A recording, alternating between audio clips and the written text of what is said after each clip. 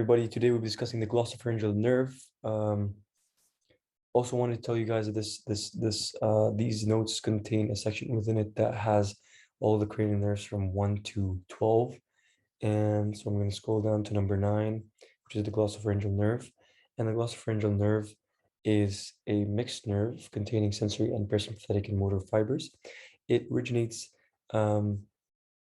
from the posterolateral sulcus of the medulla between olive and inferior cerebral peduncle, right here.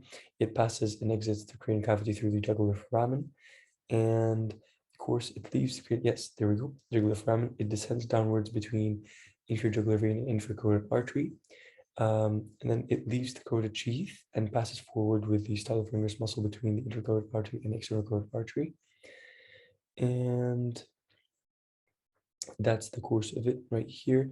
It passes between intercarotid artery, external carotid artery, and then it goes and reaches towards the tongue. And descends deep to a close to reach the tongue. Termination, it ends by dividing into terminal branches, supplying the mucous membrane, the pharynx, tonsils, and the posterior 1/3 of the tongue. The ganglia of the glossopharyngeal nerve, it has 2 sensory ganglia in the jugular foramen, superior and inferior. They're not drawn here. The branches involved here are the laryngeal branch, carotid branch, nerve to stylopharyngeus branch, pharyngeal branches, tonsil branches, terminal lingual branches, tympanic branch, and that's basically it. But if you would just bear a second, remember that the parotid gland is stimulated by the glossopharyngeal nerve under the parasympathetic innervation, and we have studied this before. When we study the parotid gland, the glossopharyngeal nerve comes in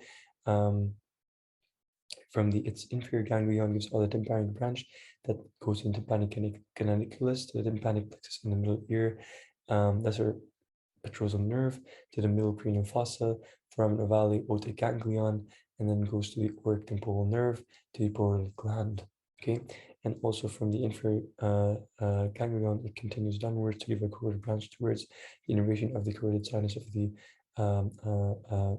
body, and also it gives branches to the stylopharyngeus motor muscle, pharyngeal branch for the muscles within the pharynx, and it also gives rise for branches towards the tonsils and the posterior aspect of the tongue.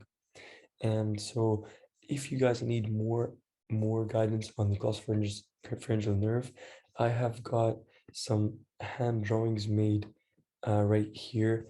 I hope I have included the glossopharyngeal nerve in there somewhere. Just give me a second. Yes, that's the one. So that's on page 77 in the notes, and here these are the pathways that are involved with the glossopharyngeal nerve.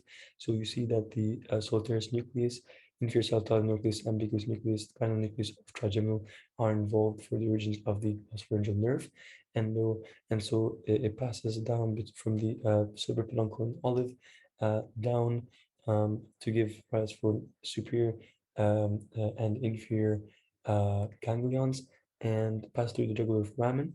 And so from the inferior ganglion, we said for the innervation of parotid gland, and then it goes to give off the carotid sinus, and then it innervates things like the stylopharyngeus and the posterior aspect of the tongue, the tonsils, and the soft palate. And basically, that's mainly it for the glossopharyngeal nerve. If you have any questions, please keep them down in the comments below, or text me on my personal Instagram or WhatsApp.